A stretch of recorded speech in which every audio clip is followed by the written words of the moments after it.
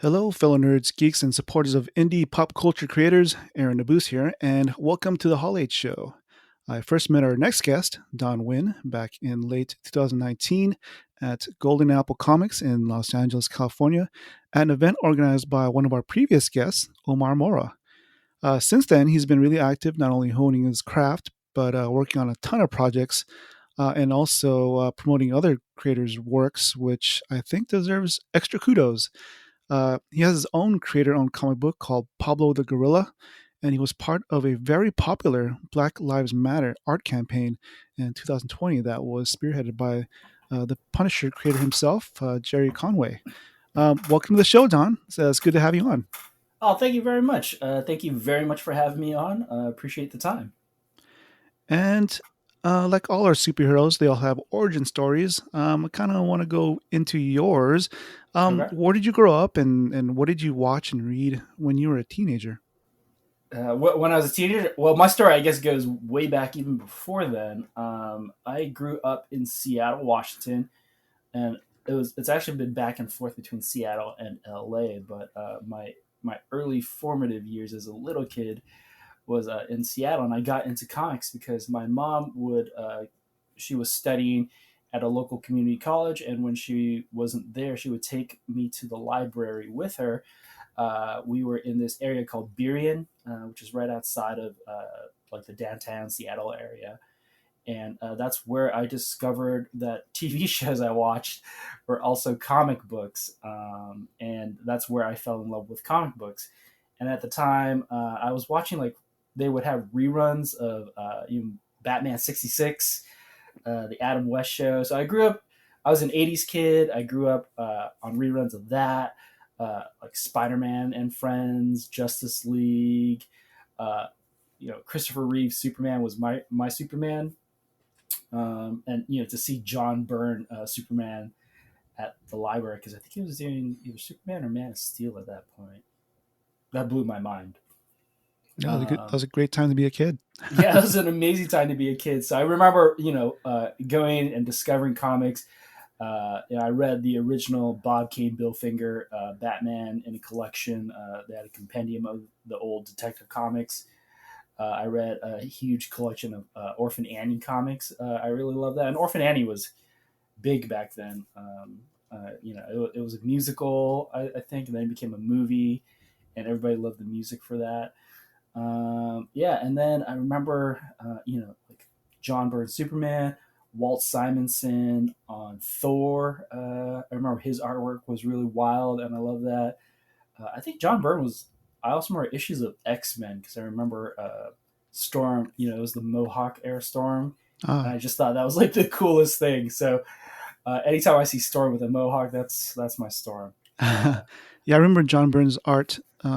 I remember reading the West Coast Avengers when the Vision was white after they dismantled him.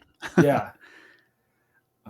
So that's how I came into comics, and then my teenage years I was actually a '90s kid during my teenage years. I grew up on all of the major players that founded Image, and I would walk to my local comic book store, which was down the street from where my mom worked. We had this store. It was by this time I was in California, Los Angeles, California, and my mom was out in Gardena working. And I would walk, I think it was like a mile or 3/4 of a mile down to this really amazing shop called Jeffrey's Comics, which is now moved and run by Jeffrey's son, who I think is also named Jeffrey. But that was really a magical place. It was really one of those like old school comic book shops with the old wooden shelves and the floppies just like hanging off of it, and these like grouchy guys working behind the counter sometimes.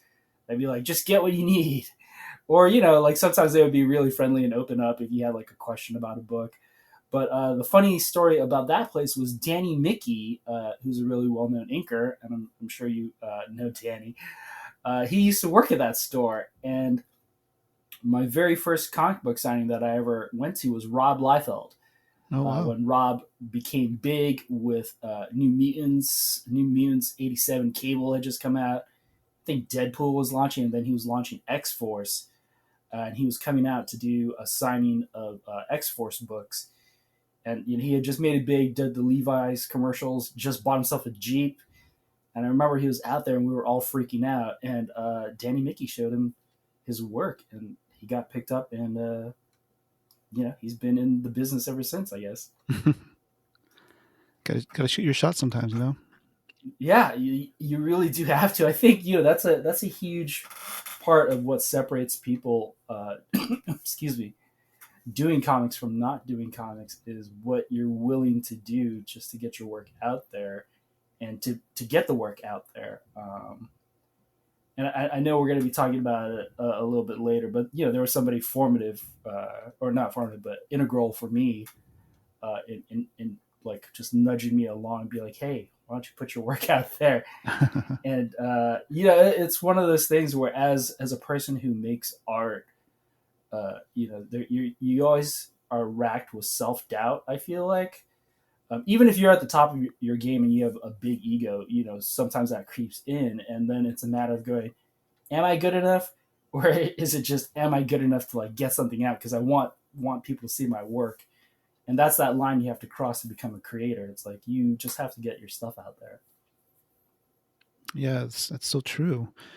Was there anything else that you were into as a young kid besides comic books? What did you watch, and what kind of music were you into? I love all sorts of music. My influences.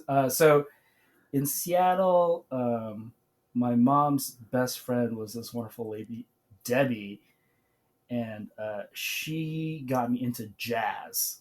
Oh wow. And her daughter uh, got me into like Kool and the Gang and stuff. And then my family, like my uncles and aunts, were also into like '70s music. So there was disco, there was new wave. So I grew up on like funk and jazz and new wave. I remember Depeche Mode records. Michael Jackson was really big for me. Obviously, Right. you come from the '80s, you're gonna have all that '80s music, and I love '80s music. So hair bands and all that, I'm really into. And being a kid in Seattle, the thing that blew my mind, I think this was around. I want to say it was like '86.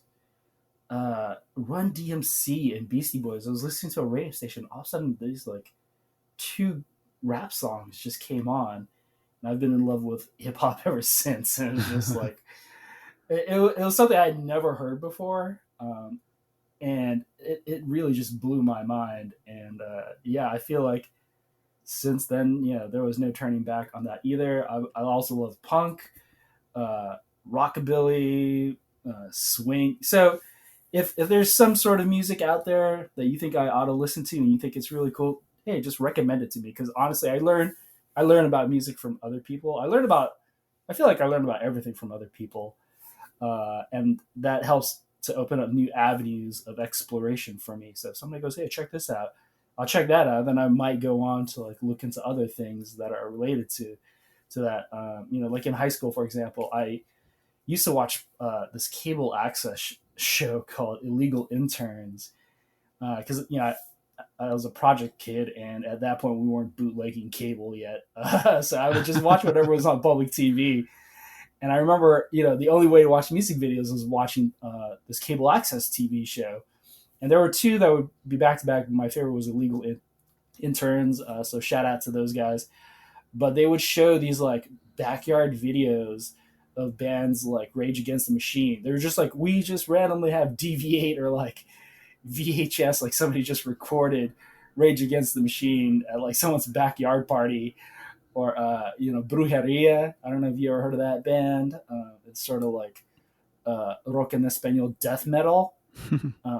And from that I got into rock en español. So I started listening to bands like Phobia or La Ley or Maldita Vecindad. So I enjoy music, and if I think it's got a great beat to it, or if it says something and it speaks to me, I will listen to it. So I try not to hate on any particular sort of music. Although I did find that I don't think I'm a huge fan of Nickelback. That seems to Uh, be a common sentiment. yeah, I mean, I mean, yeah, especially since you grew up, with Seattle and the birthplace of grunge music. So it's like, yeah, it's just I've listened to some of their songs. I'm not saying I hate them, but I feel like it's not for me. And that's so far maybe the one of the few bands that I'm not like too hyped on. yeah. What was it like? You know, if you can sort of take a look back to when I guess grunge music exploded. I mean, how what was your first impression?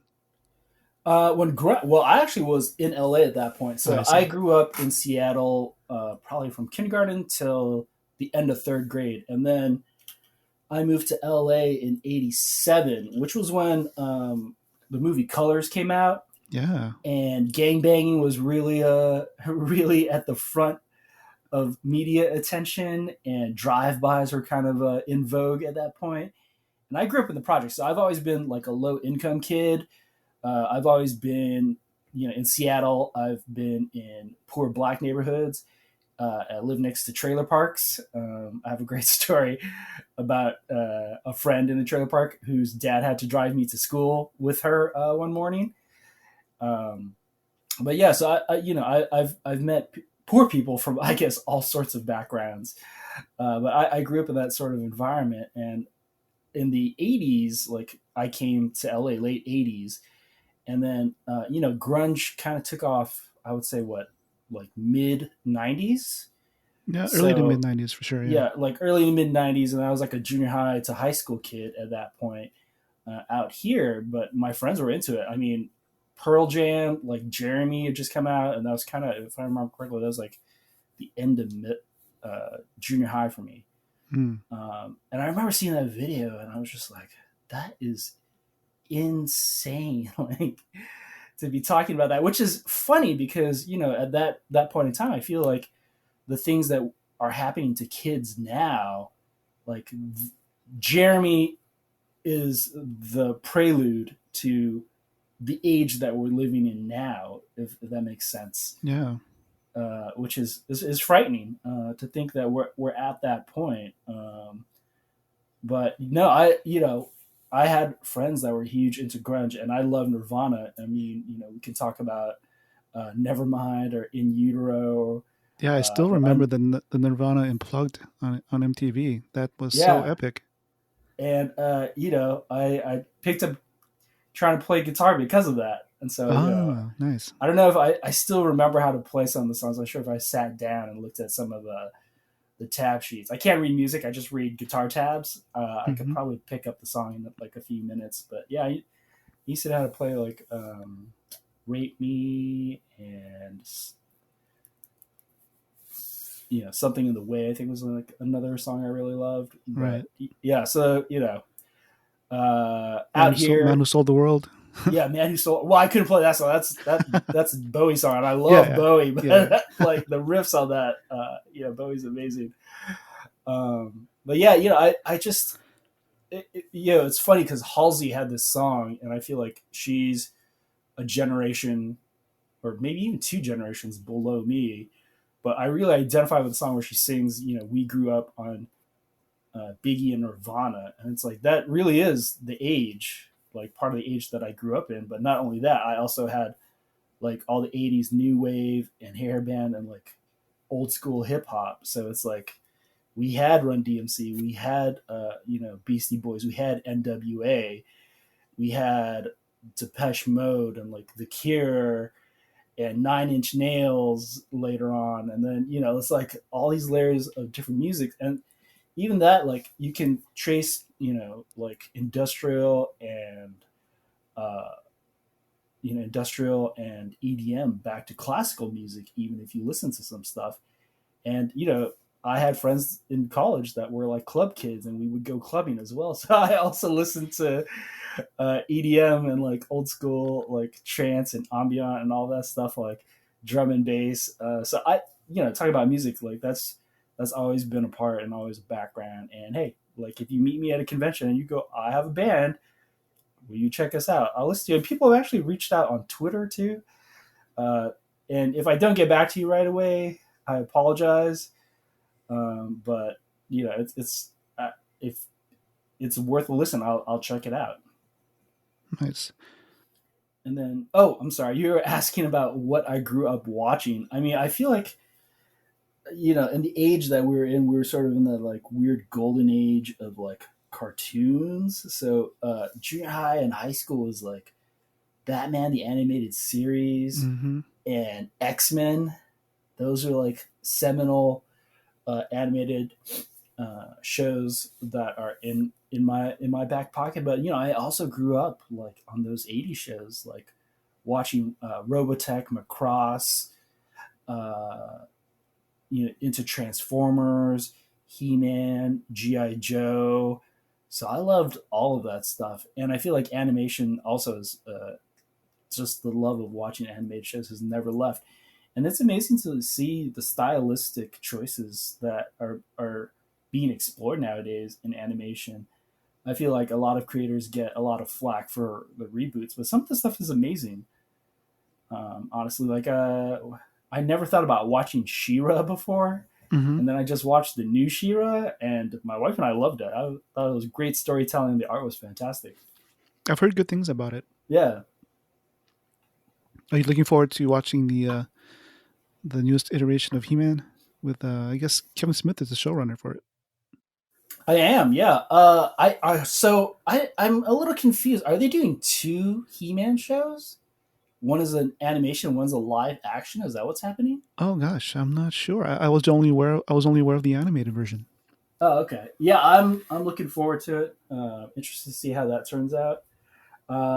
Never checked out the Thundercats that came out recently. I loved the Thundercats that came out in 2011, and it Uh-huh. was Yeah, I think I saw that awesome. one. Yeah. Yeah, it was a fantastic show. It didn't last too long. I think it was only two seasons, but I loved it. And I actually own it on DVD. We found DVDs for like $5 at CVS, so I'll have to sit down and rewatch them. But I just found out maybe a year ago, before the whole pandemic hit, because I was putting together graphics for Long Beach Comic Expo, that Brandon Easton wrote on that. So I totally geeked out Oh because I got to wow. sit next to Brandon at Long Beach Comic Expo. And I was like, oh my God, Brandon, you worked on that. So, aside from all the other amazing things that Brandon Easton has worked on, Yeah. like he's done Judge Dredd, he's done Spider Man recently, he's done, Transformers, It's funny. It's funny you obviously. mentioned Robotech and Macross earlier. Yeah. I remember I was at a Macross convention in I think it was Torrance, and I think I ran into Brandon there. Oh yeah, I mean he's a huge anime and manga fan as far as I know. Yeah. I know there was a Gundam pop up recently, and he went like a couple times, as far as I know. um, I guess we can maybe go into your creative journey. How old were you when you first became aware of your artistic nature? My family likes to tell me that I was two when I started drawing, and I guess I've just been drawing ever since. I've always loved drawing; it's always been a part of me. And like I said, I was in terms of '90s comics. I was like that '90s comics kid, so I drew a lot of influences from those guys. So I've never really quit drawing. I did leave comics during college, and I didn't come back to it until maybe about 10 years ago when I stepped into a comic book shop. So college, I had sold off a bunch of my comics, and I was like, I need the money for computers and books. Right. And I didn't think about it, even though I was doing like design work and stuff for because I went to UCLA. I was doing design work for the Student Alumni Association, and I went into college thinking I would go into medicine and sciences, And I left college because I just wasn't learning anything during the time that I was there, my first 3 years. So at year three and a half, so junior going into senior year, I decided I want to learn something. I switched into art, but at UCLA, I didn't know their art school is more of a theoretical art school. It's fine arts. So I didn't learn anything technical in terms of drawing comics, but I did learn a lot about the art world and art history and art theory. And I actually ended up doing a lot of sculpture and performance work while I was there. And I had some shows that I was part of, group shows that I was a part of after I left UCLA. But yeah, my journey was I did that. I left UCLA. Almost got into dental school, which I didn't want to go to, but my family wanted me to go to. And I worked for the Rand Corporation as a research supervisor for almost a decade, doing public policy research. And after that, or while I was at Rand, I was just kind of drawing on everything. And my coworkers at some point were like, "Hey, it seems like you might want to be doing something else." And I was like, you know what? I kind of do want to be doing something else. And my wife was getting established in her field, and she was like, "Listen, if this is something you want to do, um, you can take that leap." And it was also around the same time I got back into comics. So yeah, I'd walked into a comic book store and discovered, there's just these three artists that were on the shelves at the same time. And amazingly, it's what clicked for me. And it was Humberto Ramos, who was doing Wolverine Civil War at that point, Chris Bachalo, who's doing a run at X-Men, and Scotty Young, who was doing New Mutants. And just seeing those three guys in their artwork and just picking up those books and buying them at that point, that's kind of what changed the game for me and got me back into concentrating on drawing comics and wanting to be a part of the industry. What year was that? Oh, I don't remember. I want to say it was like 2008, maybe? Like 2008-ish, 2009-ish, because I left Rand in 2012. Mm-hmm. But yeah, I picked up reading comics again and just doodling. And then, it was like a few years of kicking about doing that and go like, I feel like I have the skill set to do this. And it's something that I really do love and I really miss. And that's when I decided to come back to it. But correct me if I'm wrong, but the idea and character of Pablo started way before that, though, right? Yeah. So Pablo started in college. Uh, I was, like I said, junior, senior year, I left the sciences and went straight into art. So I basically completed a 4-year art program in like a year and a half, Wow. 2 years. And that was a lot to learn. And whoever tells you that artists are lazy and don't do anything, it's completely wrong. Art is probably like the most physically intense thing I'd ever done up to that point. This is coming from a guy who had to like memorize everything and like be in the sciences and do chemistry and do math all the time. And at that point, it just became like pure physical labor because you're like painting and sculpting.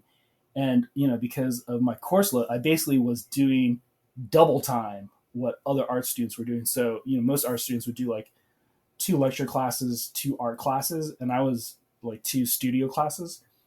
And I was doing like 2 to 3 studio classes in addition to like 3 the seminar lecture series. So I was just trying to get it in there so that I could graduate, and I ended up being up as super senior. So 3 year science, 2 years of art. And it's funny because my family, being Vietnamese, they're always like, "Why are you going into art?" And looking back, I was joking with my wife the other day. It's like, I think I have enough credits where I would just have to write like an essay and I could get my BS, and maybe my family would just leave me alone because I'd have 2 degrees. I was like, I don't want to spend that time, and I don't want to write any more papers. No, they might want you to go back to dentist school. No, that was my out, because it was like, oh hey look, I tried, I got waitlisted, which was scary because I was like high on the wait list at dental school.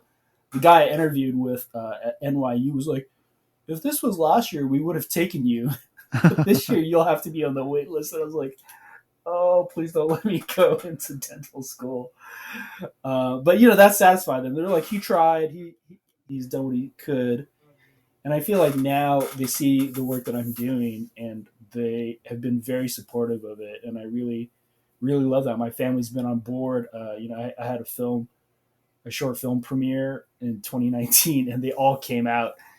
And my friend, who's the director and the guy who created Retro, which is the comic I'm working on right now, he was like, "Do you always roll 20 deep with your family?" I was like, "They're Vietnamese, man. They just show up. There's nothing you can do about it." So I love having my family on board with what I do, and it feels good that they see what I do, and they feel that I'm good at what I do.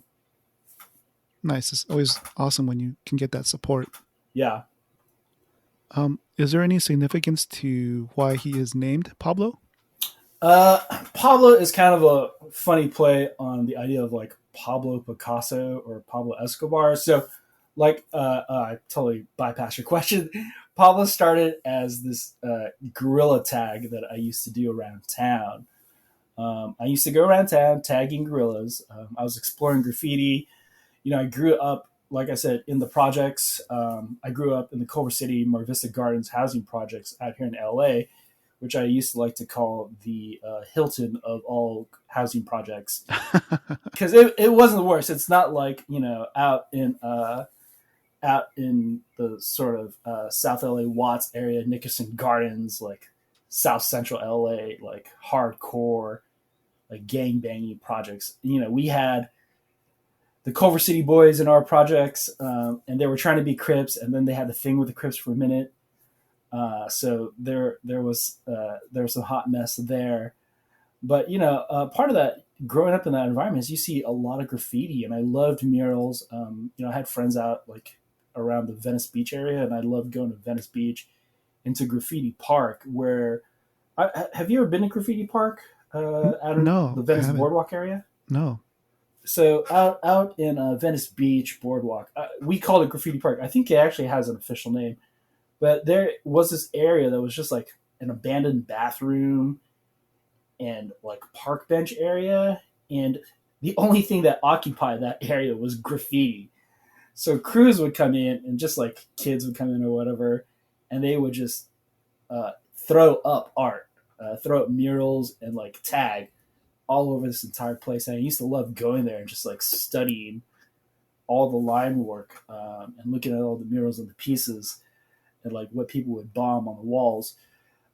So I grew up in that environment, and when Into the Spider-Verse came out, that movie just blew my mind. It is to me like the most perfect, uh, not only comic book movie, but also just it like took me. I kind of cried watching that movie. I'm not gonna lie, I really did well up, because it just brought together what I felt was like my background, and like what I grew up looking at and admiring and like watching, and like it put it into a movie.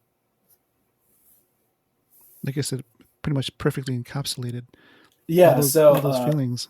that's how Pablo started. It started out, being inspired by that background, and I had friends that were taggers and bombers, and they would be like, "Hey, why don't you come out and like do some pieces with us?" And I was like, "Nope, I have to study because I'm a huge nerd and I want good grades." And also, tag banging at that point in time became a thing. I don't know if you know about that, but it used to just be like gang bangers, like like calling out each other and like Right. who riding on each other, basically. Uh, and then it became a thing where like taggers were involved in that too, and tagging became violent. And so at that point in time, I was definitely like, nope, that's not for me. But again, that all led to me exploring kind of that world and just that style of art in college. But yeah, so Pablo started out as like this gorilla doodle, and I always thought it would make a great comic. And then I tried to figure out how to make it into a comic, and that took quite some time. And I tried to make it into a comic. I think it was around the same time that I discovered,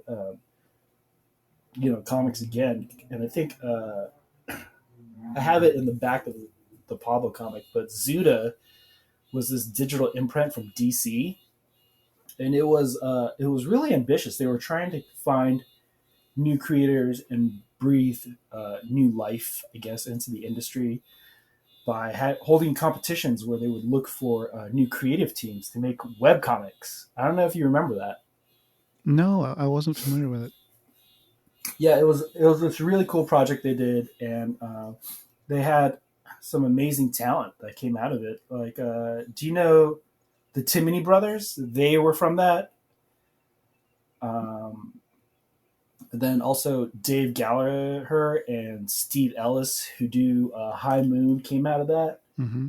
Um, and at that point in time, I tried to make a Pablo comic and submit it, but I didn't really know how to make comics. Like, I didn't know what was involved. So I was just like, oh, I'll try just using markers, and I wasn't really good at doing markers at that point, and pen, and then I'll see if I can put it into a computer and what happens from there. And because of that experience and being so terrible at it, I actually got a lot of tips and learned a lot of different things from some of the creators that were already involved, because they had forums and like chat rooms where you could speak to the creators and get feedback and pick up tips and stuff. So that also in itself was a great learning experience. What were some of But the yeah, tips that you got from the chat on that forum? uh, number one, don't use Comic Sans as a font. And I learned about Blambot and Nate Piekos at that point, and he's a fantastic letterer, obviously, and he runs an amazing resource. So if you're out there and you're starting to do comics and you want to look for a resource, Nate and Blambot have some free fonts that are open for usage for indie creators, and that's part of his license. And his sort of his business model or mantra is to promote or to allow for the usage of his some of his fonts by indie creators. So as long as you don't bring it to like Image or DC Project or anything, they're free of charge, and that is an incredible resource out there. Now, I'm sure a lot of people, when they would get, I guess, you could perceive as negative feedback, especially from your experience. I guess getting rejected from that. What would you call it? Is a online or a webcomic for DC? Yeah, so it was called Zuda, Zuda. Zuda. You can look it up. I think it only exists on Wikipedia at this point, I see. unfortunately. But But they how did that initial? I mean, how did that make you feel? it makes me feel the same way I feel now about it. It's one of those things where I look for feedback from people who know better than myself.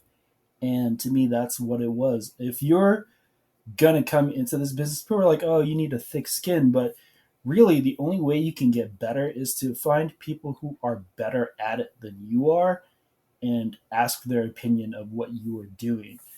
And that's always going to be the case, or else you don't really grow, right?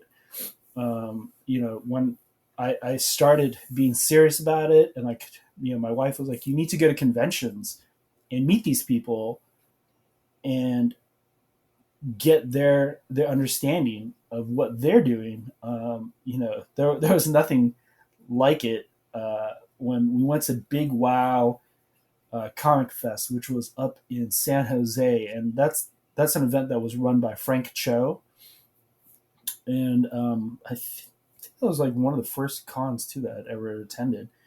And I met Brian Stelfreeze for the first time, and Brian Stelfreeze, if you've ever talked to a pro that has had their portfolio reviewed by Brian Stelfreeze, they'll tell you there is no other artist out there that is like so generous with his understanding of comics, with his know-how, that will just spend time with you. So if you find Brian, and I'm sure he's just swamped nowadays after having done Black Panther a few years ago, and he does incredible work. But if you ask him politely if he has like a minute or two just to look at your work, I mean, he spent maybe like 20 minutes with me talking about art, and that really changed the game for me. Like he broke down things in a way that really helped me understand like what I needed to do better. And since then, I've had portfolio reviews, at the Sales Pavilion at Comic Con. I've been lucky enough to sit down with Steve Epting, Captain America, renowned. Everybody knows his work from Marvel, especially during the Civil War era. So I had a portfolio review from Steve Epting at WonderCon, and you really do have to look to people you admire and these professionals, that you follow, and just if you can ask them for a minute of their time, if they have it and they can give it to you, it makes a world of difference to get critiqued. So it's not just like some random person out there, like being derisive towards your work. Just look for actual professionals, look for editors, look for artists that you admire and respect, and just see if they have the time to spare. Because the insight they give you, like I've just grown so much from the time that I started trying to make comics to the time that I became serious about it and I left my job with the Rand Corporation to pursue it. And if you look at my artwork then, because I started blogging about it, it's just taken leaps and bounds. And I feel like even nowadays, as I continue to make pages and discover new things and make mistakes and try to learn from them, there's still more ground to be covered that I haven't reached yet. So yeah, in terms of getting feedback, I can't recommend it enough. How difficult was it to fully realize Pablo as a character rather than just an idea or a concept? And also, maybe if you can elaborate on how you came up with the story and I guess the creation of the Pablo universe.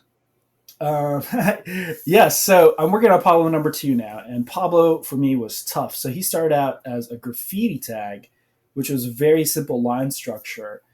And I take a lot of influence, I would say, from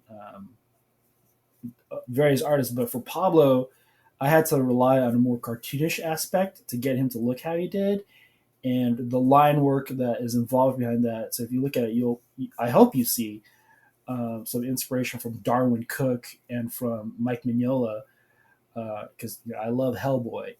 And Pablo's story is inspired by my love of the Ninja Turtles. So that's another cartoon and movie series that I grew up with Right. during my formative teen years. I always tell the story of my cousin Vince and I when Teenage Mutant Ninja Turtles, the movie, came out. We were obsessed with it and we watched it like 7 times in a row at the theater. Like we just kept sneaking back in to watch it, and we memorized the movie. So yeah, we grew up watching that and watching the cartoon series, obviously, and that's one of the reasons why Pablo delivers pizza. I always joke with people. I go, my dream is to have Pablo deliver pizza to the Ninja Turtles. That would be dope. That would be a life goal for me if that could happen. So just throwing it out there. Well, you're friends with David Abalone, so you know. Yeah, I know. I would like to like slyly sneak that in and be like, "Hey, David, is there any way you can get Kevin Eastman to like let me just sneak the turtles into a scene, kind of thing, or like have me sneak Pablo into a turtles book?" So that would be amazing. But it's inspired. Like if you read through Pablo, I feel like you can see that I wear all of my art and comic book influences on my sleeve of what I grew up with. I feel like in that story, there's a little bit of the Incredible Hulk. There's a little bit of Spider Man. There's a little Craven, a little Venom. There is some Clayface. Obviously, there's some Star Wars in there too. So it's all of my pop media culture influences kind of thrown into the mix of like one thing. And I think that inspiration comes from the idea of what hip hop is to me. So in hip hop, they sample music. They like take a little bit from here and from there. It's like a little bit of influences from everything. And I grew up in that age where the samples were coming from everywhere. So Dr. Dre, who and Timbaland, I feel like were like two just pioneers who were like mixing up things with like 80s music. And like we come from that era where 90s hip hop especially they were throwing in things that were just like odd that you never think about. There were like EDM samples. There was like Kenny Loggins samples. One of my favorite remixes is Changes with Tupac, where they bring in the old 80s song. I forgot who does that song. And there was also another remix of Tupac with Phil Collins, In the Air Tonight. And it's just stuff like that. I think, it's like this culture where you can pay homage just by going, hey, my influences aren't just in like this one wheelhouse. Like I can pick up bits and pieces from here and there and reappropriate it, and make something new out of it. And I feel like, that's kind of the Asian era that we're in. Is like I love just seeing when something hits and you're like, oh, I totally see how that came together. It's like it's a confluence of like these four or five things that this person loves. And so yeah, that's kind of how the story of Pablo came about and why he delivers pizza.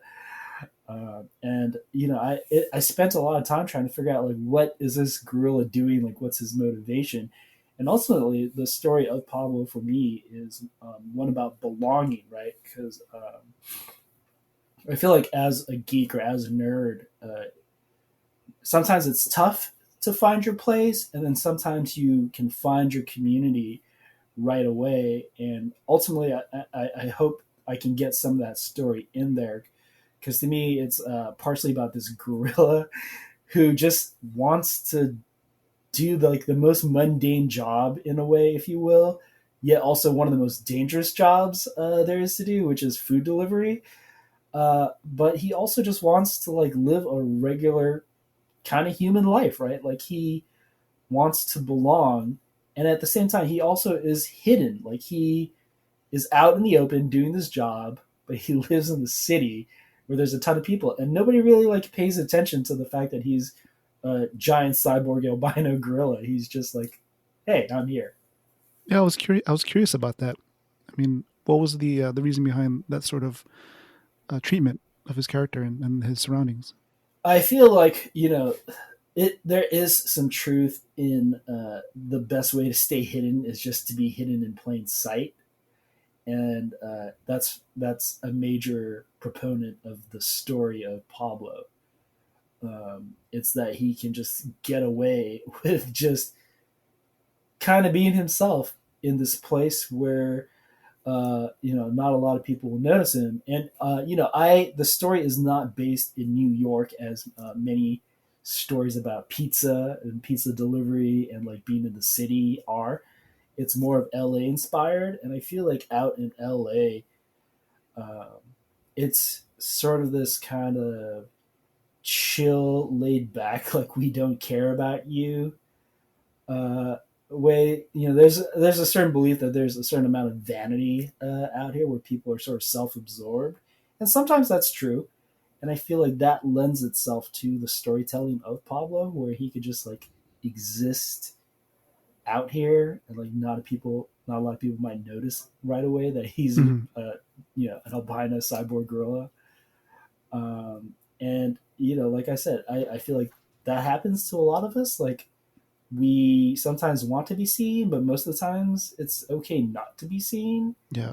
Um, and that's kind of my ode to those people. And I feel like I kind of grew up that way, where there are things that I wanted to be known for, and then there are things where I was okay not being known for that, or not being seen. And it's like it's okay to be a background player sometimes. You'll be attending in-person conventions this year. I guess if everything turns out okay. Yeah, What will fingers be? crossed. Yeah, fingers crossed. What will be your elevator pitch to people that pass by your table for Pablo the Gorilla? I'm gonna try to steal. For those out there who knew David Pepos, he does Scouts Honor, which is a really hot book right now. But he's originally known for Spencer and Locke, and his pitch was, "Do you like Calvin and Hobbes?" So I think I'm gonna start out with, "Do you like Ninja Turtles?" Nice. But that really has been my pitch. My other, I have a few pitches, but most people right away are just like, why do you have a grill with robot arms and a pizza? And I feel like the cover kind of draws them in. And the other obvious pitch is that Dustin Nguyen, who is a two-time Eisner winner, did my variant cover, which I still to this day don't understand, and I'm so appreciative of. How did Uh, that come about? I was going to ask you about that. so I know in what we were going to discuss is who I'm thankful for in this industry, and Dustin Nguyen is one of those people. In fact, he might be the person, one of the people I'm most thankful for, because he's that guy. He just, I don't even know how he started following me. I think maybe I posted something as an homage to him, or I did some fan artwork, and he saw my Twitter handle and my Instagram handle, which is winning it, and he thought it was hilarious, and he started following me, and I had already followed him, and then I started going to conventions that he was at, and we started talking, and he's like, "Dude, I see your artwork all the time. Are you making anything? Like, did you print something?" And after like two or three times of that, I was like, I need to make something and just give it to Dustin. And then I started doing that. The first thing I created was we did an October 2017 project with my friend Andy Nordval, who I met at San Diego Comic Con as part of the Comic Creator Connection panel. And our 2017 official Inktober project, Siren Song, became a Kindle #1. And that was something, I was really proud of. We beat out Star Wars. I like to post that graphic. We were #1 over a Star Wars book and 2 Legend of Zelda books. And, that was like a huge moment for me to be like, hey, Dustin, like, I did something. Like, here you go. So, yeah, he was really encouraging. And, just to have a voice like that in your corner and be like, hey, dude, you can do this. Like, that's what it came across to me. And that got me out there to put my work out there. And then sometime, I guess it was 2019 at Comic Con Revolution Ontario, because Dustin was like, hey, my friend runs this comic book convention, and, like, whatever he does, I kind of just roll with him because, we go way back. You should come check out this convention. And, I went to the convention. I wasn't having that great of a time in terms of making sales, but I was meeting some awesome people. I was tabling next to Fabrice Sapolsky, who is the co-creator of Spider-Man Noir. And so I felt like the entire time I was there, because nobody cared about me, I was helping Fabrice to sell his work. And then Dustin came over. He's like, hey, how's that comic that you're working on going? I was like, oh, yeah, Pablo, I finished inking it, and I'm actually coloring right now. And then I'm going to letter it, and it'll be done. Then I'm going to kickstart it. And Dustin was like, hey, I'll do a variant cover for you.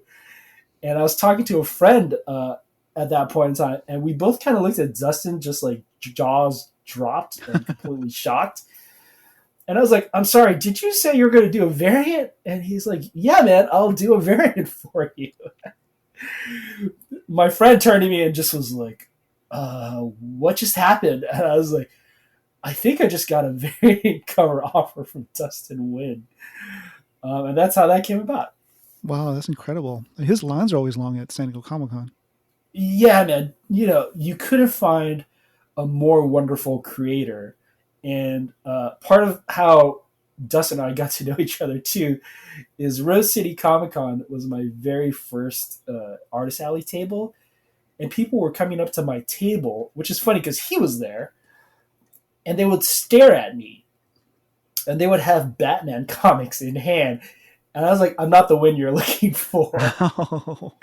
And I would personally escort them over to Dustin's table. So, that was part of it. So whenever people mistake me for Dustin Nguyen, if he's at the same convention, I will personally walk you over to his table.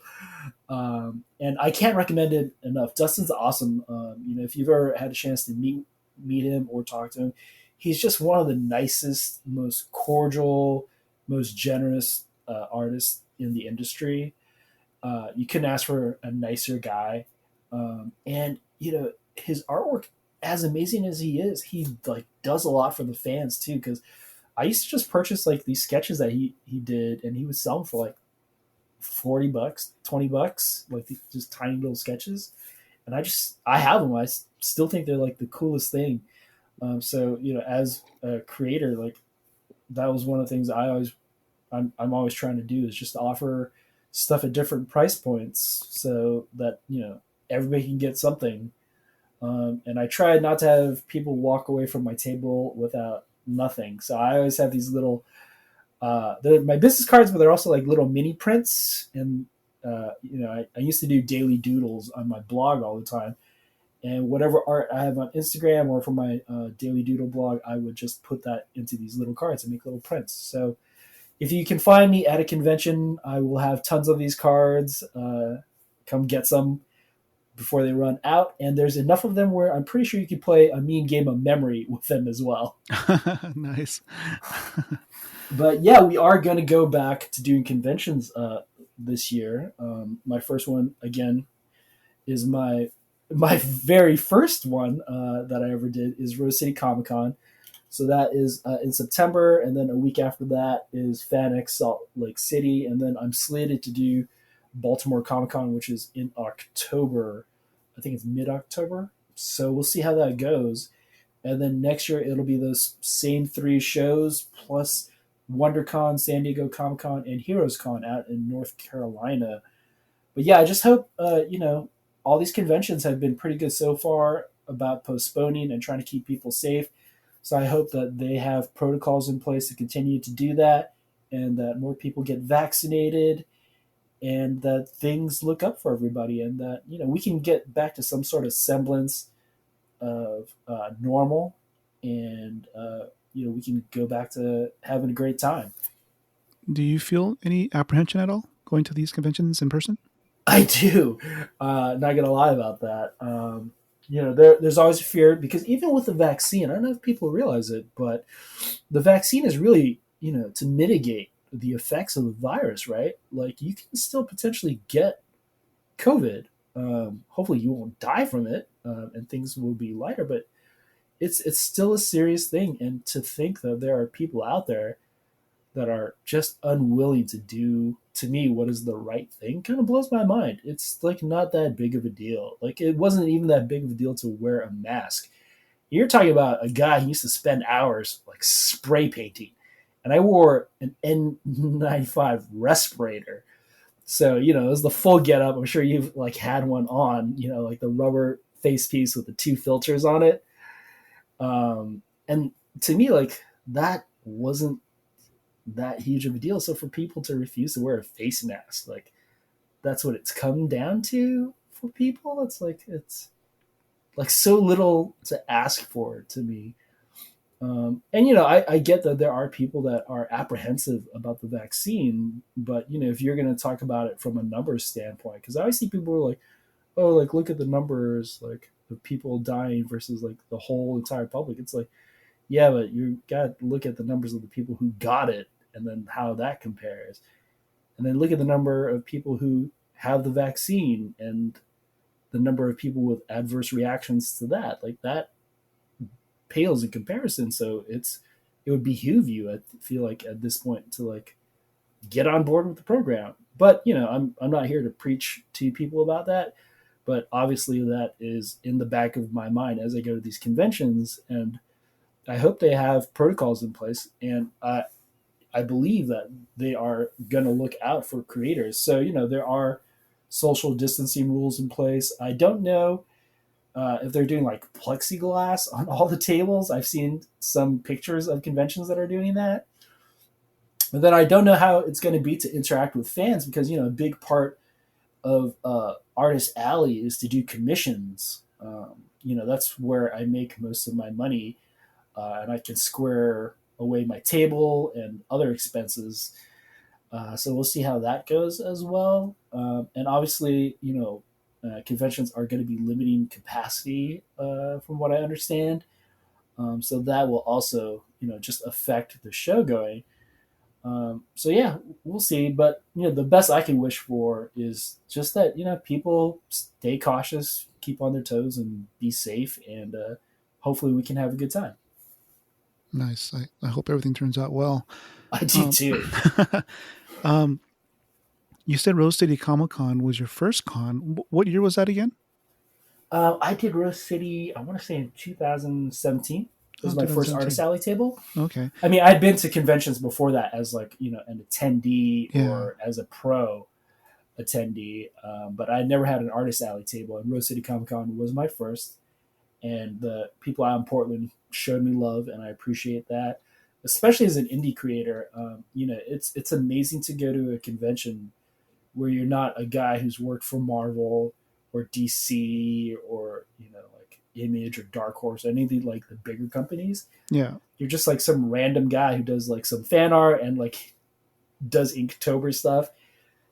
And to have somebody like it blew my mind the first time somebody came up and like looked at me. And I was like, "Oh, you're looking for Dustin Nguyen, right?" And they're like, "No, man, I'm looking for you." And I was like, "Wait, Well, how do you know who I how did that am?" make you feel? That it really did blow my mind. Like I was shocked. And they're like, "No, I'm looking for you." And I was like, "Wait, you know who I am?" And they're like, "Yeah, you're that guy who does Inktober." And I was like, "Oh yeah, cool." So yeah, just if anybody out there listening to this or like any other show that I've been on like shows up and knows me, trust me, it'll still blow my mind. Because Artist Alley, I wouldn't say it's a grind, but it takes elbow grease. Like you got to get out there and like show your work and be able and be willing to speak up for yourself and about yourself. And a lot of us don't have the luxury of like being comic book famous, right? So you got to respect the game. Like when somebody can do well in Artist Alley, I feel like that's kind of the proving ground, right? Like you can get people to like your work and to follow you. That's a huge thing, and I appreciate everybody that comes by my table to pick up original art or to pick up a comic or a sketchbook. And this year and the next year is going to be insane because I feel like as dark as 2020 was for a lot of people, I managed to have some pretty bright spots. I want to go back to Pablo really quick. Of I course, was surprised to see a Filipino character. What was the motivation behind that? I have to show love to Filipino people. Come on. um,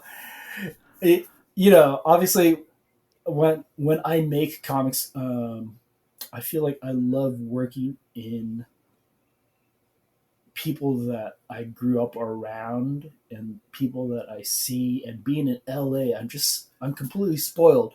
So like we talked about before, I grew up in '80s Seattle, which is very white, which was super white back in the day.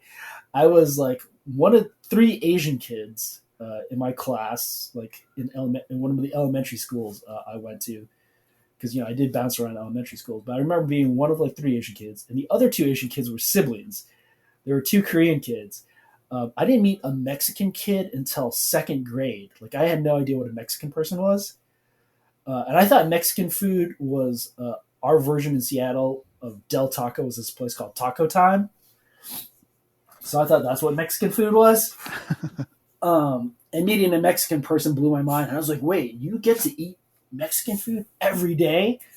Because these are thoughts that you have as a little kid, right? You're like, I'm Vietnamese. I eat Vietnamese food every day. So the diversity was lacking growing up in Seattle, and then when I moved to LA, it was like nothing but diversity, right? So growing up in LA, I grew up next to Cambodian kids. Even in the projects, it was Cambodian kids, Vietnamese kids, Japanese, Korean, and then Latino. Like I always just thought if you spoke Spanish, you were Mexican. And I feel like a lot of people think that. But you meet kids from Guatemala, from El Salvador, and a lot of different Honduran kids, and I met indigenous people. Well, actually, in Seattle there are a lot of indigenous people up there, but various backgrounds, and black wasn't just black. There was African. I grew up next to Ethiopian people, Nigerians, and you get to appreciate all of these different people, and Filipino people. I have Filipino friends, and I don't know. I felt like there could be this one really great Filipino character he was an analyst in Pablo the Gorilla, and it just felt right. Like I was like, this dude is gonna be like this plucky Filipino guy that like I've known to really just. It reminds me of friends like growing up, and I was like, I want to shout out some friends, and then do you know Ben Russell at all? I do know Ben Russell. So Ben is awesome. So the little Filipino saying that he does that is courtesy of Ben Russell, because I was like, hey, Filipino friends, like, how do you say this? So shout out to Ben Russell for helping out with that. Yeah, he's a cool guy. I'm missing him also at conventions. Oh man, that guy is hilarious. Like he's just jokes. Like I had the pleasure of we were at Rose City Comic Con together, but I also had the pleasure of tabling next to Ben with Dave Holtz at LA Comic Con before everything went terrible. And yeah, he just had the best time, man. That guy's great. He's good people's. Definitely. Um, you mentioned that I guess issue number 2 sort of in the works. Without Yes. giving away too much, what can we expect, and when do you think it'll be out? So I'm working on retro right now. So this year has kind of been the tail end of last year into this year has kind of been crazy. So Michael Tanner and I finished pencils for his book, which is Battle Grapple Rebel, and it's being inked and colored right now, and he is currently pitching it. And then I am working on retro with my friend Aaron Lindenthaler. That was a short film that we had worked on. It debuted at Dances with Film at the Grauman Chinese Theater out in Hollywood in 2019 with Dances with Film, and he just shot the live action sizzle demo for that with Rena Wilson, who's a part of our project, and then there is somebody else that I can't speak about that I'm super excited. So hopefully, when we run the campaign for that, which is my current project, we might be able to reveal that. And then right after that, I'm writing Pablo right now and then doing some roughs. And then after I finish retro, it'll be straight into Pablo, and then hopefully we'll go Pablo 2, and then maybe into Pablo 3. Nice. And we'll see where the story goes. And I can say, so Pablo 1, for anybody out there who hasn't read it, it is. I really wanted to create a comic that harkens back to pulps, like dime store comics, like that idea where it's a quick read, you pick it up, you can flip through it and understand it right away, and then it leaves you wanting a little bit more at the end. And I feel like I did a good job with that. I hope I did a good I job with think you that. did. I think you did because I want to read more for sure. Yeah, a lot of people are like, when is number 2 coming out, man? I need to know right now. And I hope number 2 reveals more of the background story. So for those people who felt that exposition was left out of Pablo number 1, hopefully number 2 will fill in some of the gaps for you and take you on a little bit more of the ride that was Pablo number 1. Besides contrast and unique look, are there any other reasons why Pablo is an albino gorilla? Yes. So when I was in college, I didn't know that there was an albino gorilla until I saw this Basement Jacks album that had this albino gorilla who was born in captivity, and his name is Snowflake, and he was in a zoo in Spain, like back in the 70s through 80s, I want to say. I think he died when he was in his late 50s, early 60s. And that is actually the gorilla that inspired Pablo. And then the other thing that inspired Pablo, obviously, was Ninja Turtles. And I love things that are cyborg. So, growing up in the 90s, Cable is one of my all-time favorite characters. And I love Cyberforce. So any, like RoboCop, like all that sort of stuff, that was also the inspiration for Pablo. So, yeah, that was, it's an amalgamation of those things. Cool. Well, I'm looking forward to the next issue for sure. Well, thank you. Yeah, and it's not like you're resting on your laurels. You're constantly working, and even last year, in the height of Black Lives Matter, you got involved in an art campaign that was spearheaded by Gerry Conway, the creator of The Punisher. Can you tell us about how you became aware of that campaign? Yeah, I just, you know, Black Lives Matter. and we're talking like beyond the organization, the actual movement itself. And the fact to me that somebody has to say that like blows my mind, right? Like the fact that someone has to say Black Lives Matter or stop Asian hate to me is like we. I feel like we live in the day and age where that shouldn't have to happen.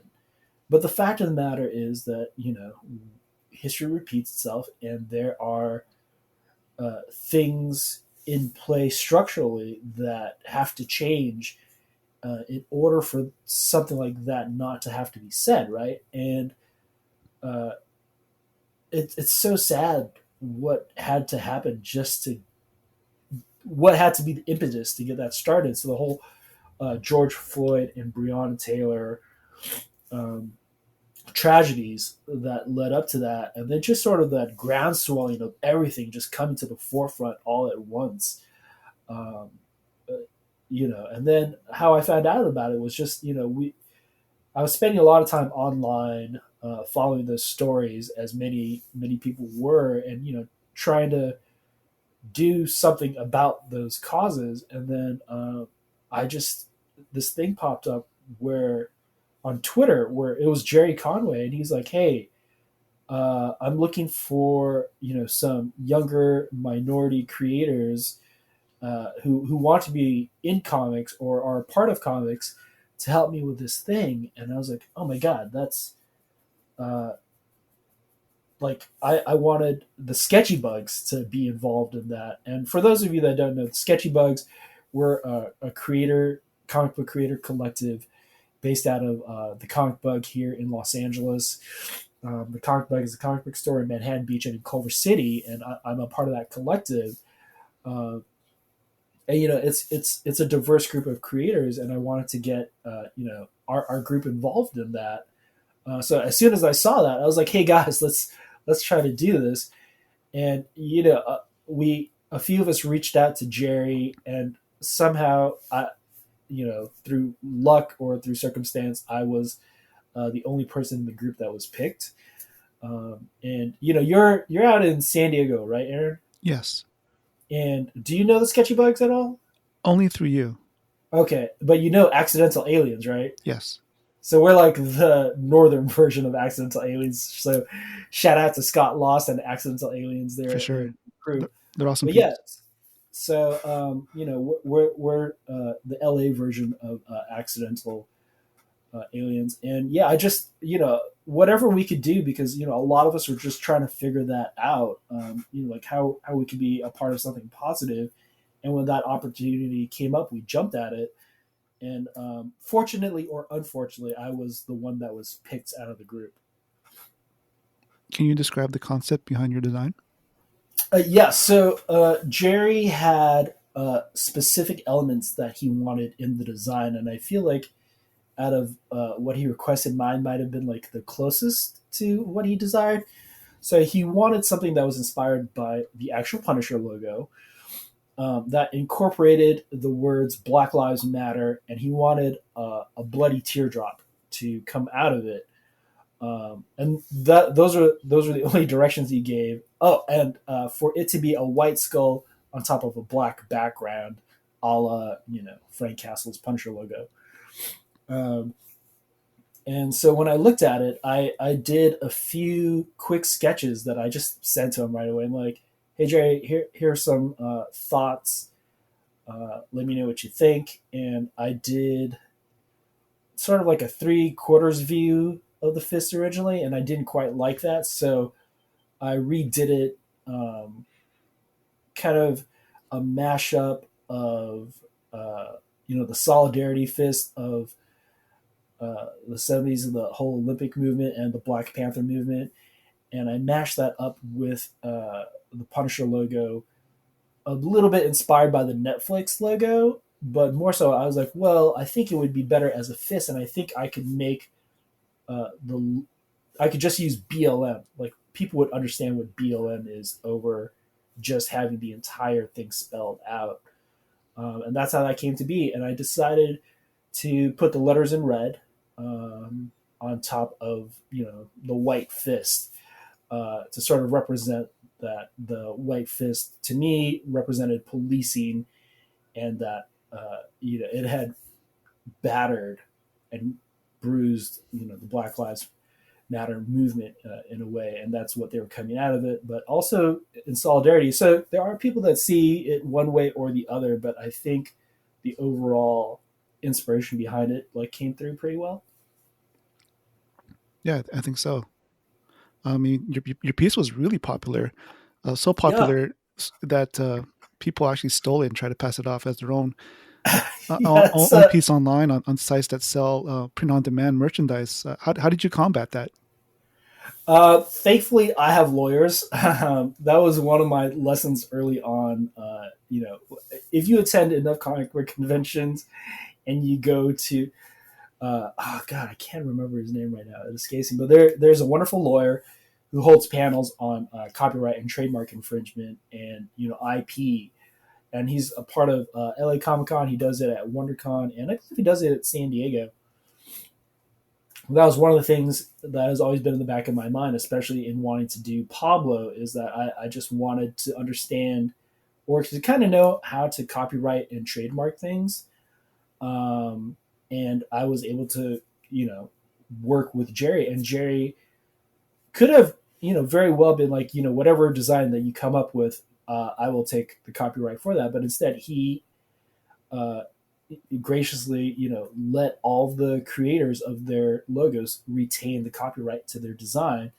And so I not only retained it, because when you create something artistically, you actually own the copyright to it as soon as you create it. And when you apply for the copyright, that only makes it official in terms of paperwork. So I did not only that, and then having the story published about the Skulls for Justice campaign solidify that, but I also in turn officially filed for copyright. So I'm able to issue copyright infringement notices to anybody who steals the design, and then have the weight of having a legal team behind me for that. And for any creators out there looking for a legal team, the one I use is Counsel for Creators. It costs $95 a month. To me, that's not that huge of an expense for legal services. That seems reasonable to me. And they're always available for appointments, so you can schedule them right away. And I think that's pretty cool. So yeah, I just issued DMCA, or the Digital Millennial Content Act, request against anybody who does it. And I was fortunate. There are a lot of people who have way bigger audiences than I do that are still having problems with these print on demand services and stealing their designs. But I had a little bit of help, and Anthony Pollock, who is now working for Happy Tank, but runs Soda and Telepaths, that blog and podcast group. He was like, "Hey, if you're having trouble, you should go after their money processors," and that was a great tip. So I appreciated that a lot. So shout out to Anthony Pollock. And that's something that I did. So in addition to issuing the DMCA through a website officially, if they one website was really tough because they were based out in Vietnam. Funny enough, that Vietnamese people would be stealing from a Vietnamese person. Um, they they have to have American credit card processors, right? So because they made their website almost impossible to issue a DMCA request or a copyright infringement takedown notice, I started going after their payment processors because for anybody out there who was trying to do this, who's had issues, this is something you can do because every credit card company, every payment processor has their own copyright infringement takedown notice. So if somebody is violating your copyright, you can submit a complaint directly to that company, especially if they're American, because it's on them, because then they become liable for copyright infringement, basically. And because they want to avoid that litigation, they will go after whoever's infringing on your copyright. Wow, it's good to know. Yeah, it really is good to know. And again, shout out to Anthony Pollock for that hot tip because that really did help. Because I was issuing takedown notices to IP or ISPs, internet service providers, And the one Vietnamese company that I was dealing with, they ran theirs through a Japanese company, and that Japanese company didn't get back to me until like 3 months later.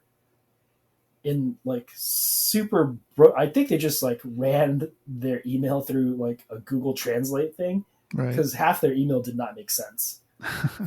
But by that point, I'd already taken them down because they were trying to use PayPal, and PayPal will right away just take down a website because of that, Mm. because they don't want their brand associated with copyright infringement. Right. Cool. I guess we'll take a break and do a thunder round, which is our random round of questions. Okay. My first question is describe yourself as a color. Describe myself as a color. Oh man. Yellow. Why'd you pick yellow? I really like yellow, and Asian racial jokes aside, right? It's not because of that. I don't know. Yellow to me, like growing up, you think yellow, you think sunshine and bright. And I feel like, as bad as something may get, as hard as it is, I try to think positively and reason my way out of that. So yellow kind of represents that to me. I like that. I mean, I think I pride myself on my optimism, and it's really helped me along the way. So Yeah. I can understand why yellow would appeal to you. Um, if you make first contact with an alien from another galaxy, what would you give this alien as an example of what Earth has to offer? Oh, pizza. It's fun. It's funny you mention that because I had Tilly and Susan Bridges on recently, and they said Uh, pizza. They said pizza also. oh, did they? I mean, come on. Pizza's delicious. And then pizza would be followed by cake. Right. You gotta have all your carbs. Definitely. This I guess that kind of leads to my next question. Even though Pablo delivers pizza, does he actually enjoy eating it? And if so, what toppings would he put on his pizza? Bananas. It's funny because people have done fan art with Pablo eating pizza, and I think, yeah, I've done a sketch card for somebody with Pablo eating pizza, and I think he totally is down with pizza. But for him, it would be some sort of a meatless pizza. So I think his would probably have like mushrooms and bamboo shoots and caramelized bananas. It would be something super weird, because that's the other thing I really loved growing up watching the Ninja Turtles cartoon too. Was the pizza they all ate was super weird. Like it just had crazy toppings that you would never Right. think of, and man, that really like captured my imagination as a kid. Like, What about for yourself? What's your perfect pizza? my go-to pizza is sausage. So I judge any pizza place by their sausage pizza. Uh huh. So that's always the slice I go for first. And you can't really go wrong with pepperoni. I love margarita pizza. I just really love pizza. I think is what it comes down to. And I'm okay with weird toppings on pizza too. There are people who are like, pineapple's an abomination. I'm like, I love Hawaiian pizza. I There's don't nothing think wrong so. with I that. love Hawaiian pizza too. Yeah. And then the weirdest pizza I've ever had that I really liked is, have you ever heard of Mr. Pizza Factory? No, but I think I understand the concept. So Mr. Pizza Factory is a Korean pizza joint. It almost reminds me of like old school Pizza Hut pizza, and that's not the Pizza Hut of today. Like if you grew up, like, I'm guessing, I don't know when they started. Maybe in like the 60s or 70s or something. But I grew up on 80s Pizza Hut. So this was back when Pizza Hut was like a sit down restaurant. I don't know if you remember sit down Pizza Hut. Oh yeah, I remember sit down Pizza Hut, sit down round table. Yeah, so sit down Pizza Hut, right? Like you get that big pan, like they come out with a hot sizzling pan, and they just put it on the thing in front of you, and they use like the little scoop thing to like the little pie thing to take it out, right? Um, yeah, so Mr. Pizza Factory is like that pizza, right? And they do a stuffed crust seafood pizza. Oh my gosh. It's gonna sound weird. So it's topped with like all sorts of things like calamari and like octopus. And then the crust, I think it's ube, so it has like purple sweet potato in it, and it's Oh my gosh. fantastic. Are you serious? Yeah, it's really good. I don't know if there are many left, but there used to be like 5 or 6 around Koreatown. Oh. When you said Mr. Pizza Factory, I was thinking this was like, you assemble it right there and they put it on a conveyor belt and it gets like. That's what I thought the Cheesecake Factory was when I was a kid. Because my mom, my mom's a hairstylist, and her work used to take her out to Cheesecake Factory as like an employee reward thing every now and then. So she would come back and be like, "Oh, here's some cheesecake. I went to the Cheesecake Factory." I'm like, "You went to a cheesecake Oh, factory?" right, right. And then I found out what Cheesecake Factory actually was. So after all that time getting cheesecake from Cheesecake Factory, do you still like cheesecake? I love cheesecake, man, and I love Cheesecake Factory. But I was disappointed when it was not an actual factory. You could go and get cheesecake. I was hoping to see like the conveyor belt thing and be like, "Oh, this is where the magic happens." But nope, it's just a restaurant with a giant menu. Yeah, for sure. Um, if you had the ability to time travel, who is someone that you would want to have a meal with? Oh, I wish I could have a meal with Stan Lee, man. Yeah, where would you instead eat? We would go have pizza at his favorite pizza place. Uh, Maybe a meatball sub. I've met Stan, and he's amazing. I unfortunately didn't get very very long to talk to him because it was just a signing line, and it was at Big Wow. But yeah, man, I would have loved to have had the opportunity to sit down with like Jack Kirby. When I was a kid, Jack was still alive, and I had dreams of like meeting him. And then I think it was like in high school. I was in high school when he passed away, and so that was like one of the missed opportunities to like be able to meet a legend. Because I heard he was also very gracious as a creator as well, and you could like sit and talk to him and pick his brain about like the art that he created. But yeah, I think it would have been amazing, man, to like talk to Stan about like all the stuff he did back in the day, or to talk to Jack about like how he came up, and like all these guys were also insane because they were in World War II. A lot of the comic book creators from back in the day like served for this country, and that blows my mind. So yeah, I think it would be an amazing conversation to sit down, have a slice, or have a meatball hero, and just shoot it with those guys and like talk to them about it. But at the same time, it's just amazing that we're in this industry. Like I'm such a geek when it comes to talking. Like I talked to Jeff Darrow for like 30 minutes about Studio Ghibli at a convention. Like that to me was an amazing conversation. yeah, their anime movies are incredible.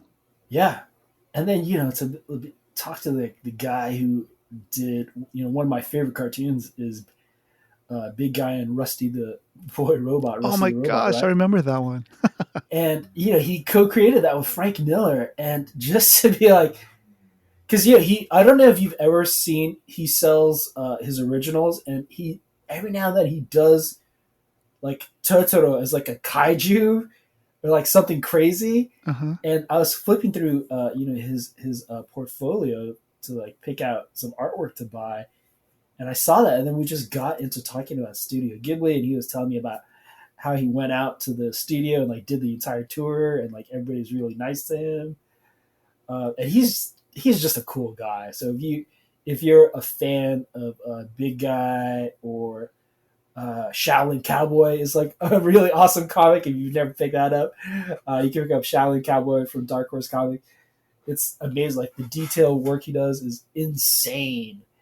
And if you can go to a convention where he's at and watch him draw, oh, it is so cool. What's one thing you hated as a child but you love now as an adult? Vegetables. Like vegetables, like in its entirety. Kind of, yeah, vegetables in their entirety. You know what? I feel like part of that is because growing up, a lot of vegetables are just boiled. And it makes such a difference to have them roasted or steamed to perfection instead of like have the life boiled out of them. Like Brussels sprouts. That wasn't a thing I was into as a kid. Never really had it. Cabbage, not really a huge fan. So nowadays, I feel like kids are a little spoiled because the way food is prepared and like how you can get food, it makes veggies so interesting and like so delicious. So yeah, I have a whole new appreciation for veggies. Do you have a favorite vegetable right now? You know what? I'm gonna go cauliflower. I really love cauliflower. So cauliflower is a cruciferous vegetable. It's in that cabbage family, right? And when it's roasted, it is so good, man. It pairs really well with all sorts of flavors, and you can sneak it into just about anything because it absorbs flavors so well. So sometimes when I make smoothies, I'll just throw in rice cauliflower. If you make pizza, Hmm. stick cauliflower in there. The cheese will disguise the cauliflower; it'll just blend in. So it's one of those veggies that you can just put into just about anything. I feel like, and it'll be totally cool. Or even on its own, roasted. Uh, a nice tempura cauliflower is delicious. Yeah, it's a very versatile vegetable. Nice. I'll have to give that a shot. Yeah, I mean it's fantastic. If there's so many ways to prepare it, it's really good. I love doing scrambles with rice cauliflower. Hmm. So what you do is you little oil, some rice cauliflower, just pan fry that real quick, a little salt, a little pepper, and then you scramble some eggs into it, put it sriracha, put it on rice, bingo bango, fantastic meal. Now, you say rice cauliflower. Do you buy it already like riced or do you rice it yourself? No, I buy it rice. I'm too lazy, man. Yeah, Spend me all that too. time chopping? No way. Now, we talked about music earlier. If Huh? a movie was made about your life, what kind of music would be on the soundtrack?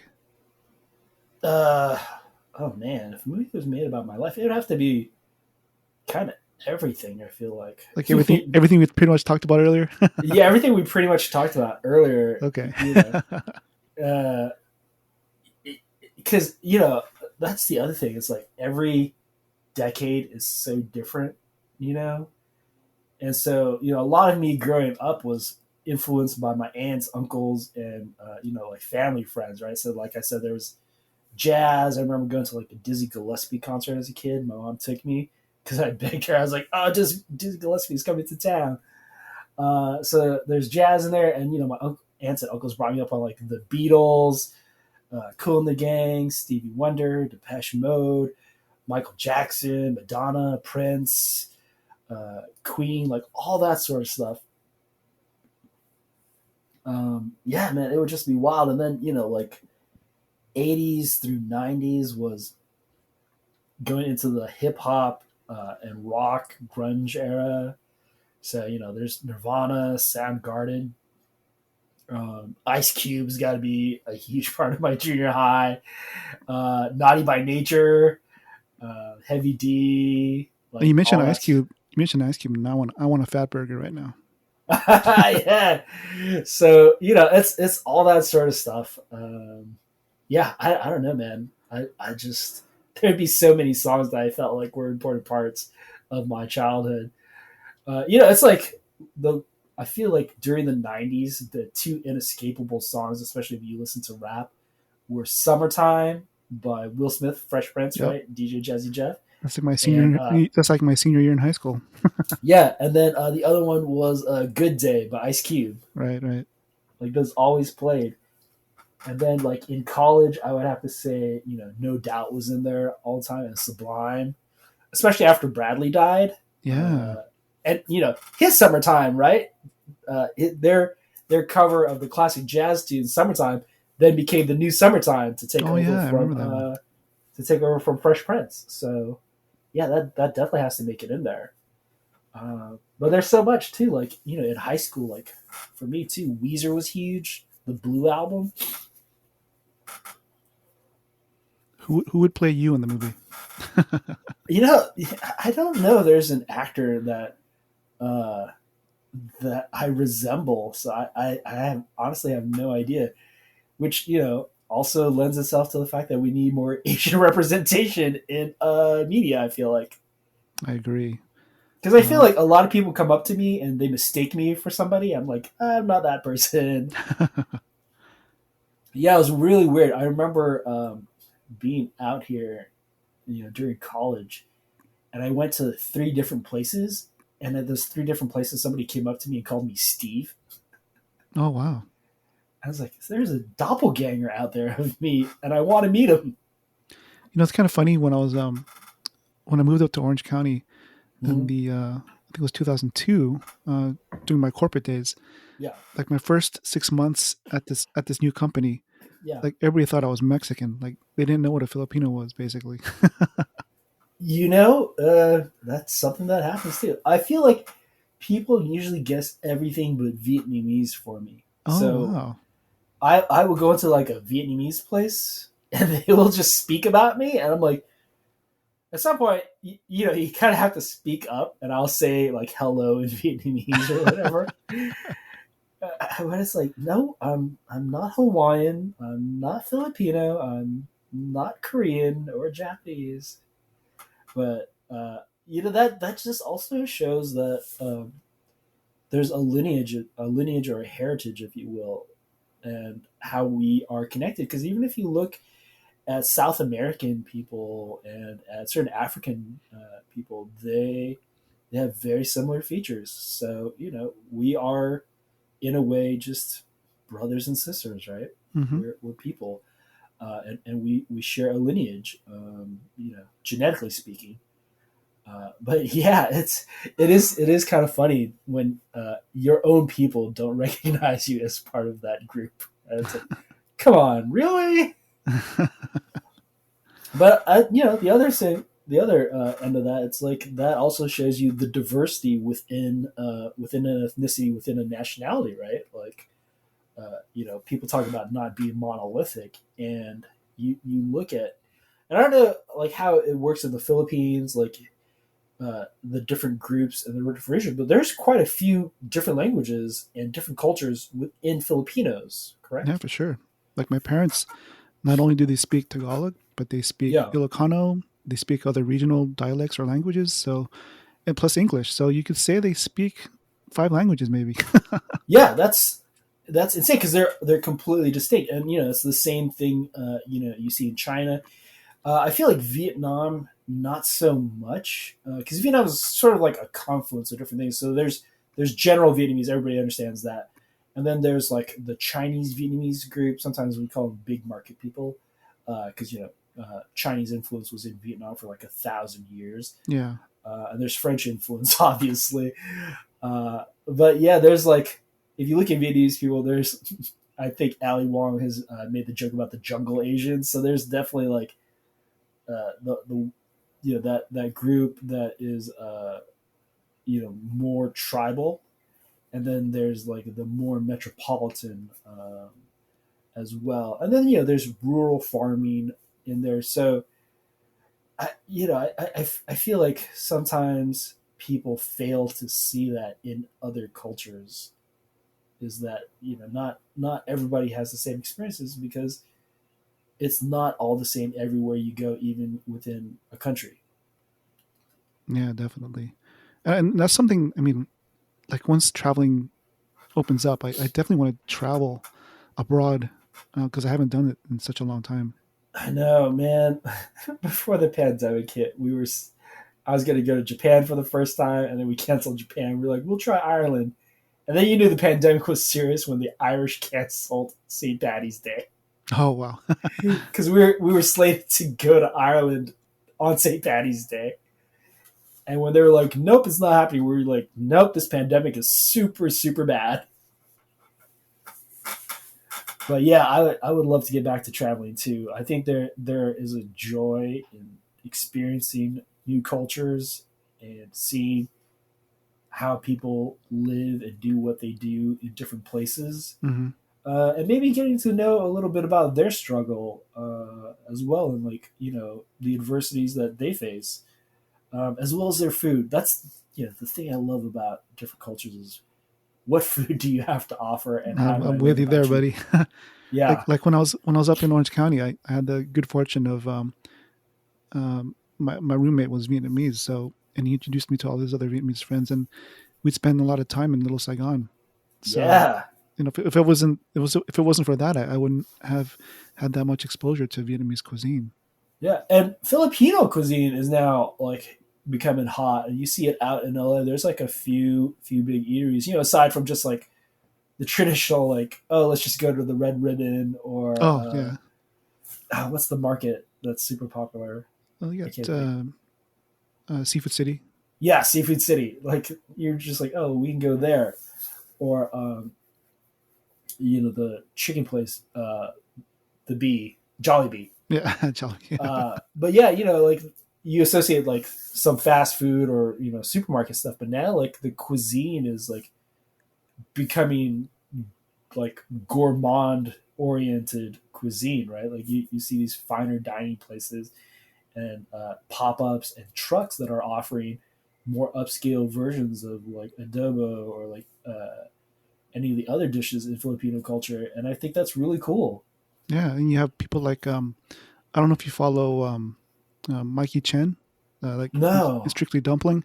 He has two channels. They're both they have a pretty big following each, but he's pretty much a YouTube vlogger, and like he's like he's in Dallas right now, and he found uh, this incredible Filipino spot that's like somewhere in Dallas, and like he just in his travels, he's always talking about Korean. Like he spent some time in Korea, he's been in the Philippines, so it's been incredible to see a lot of other people, um, sort of exploring Filipino cuisine. yeah, that is cool, man. Yeah, I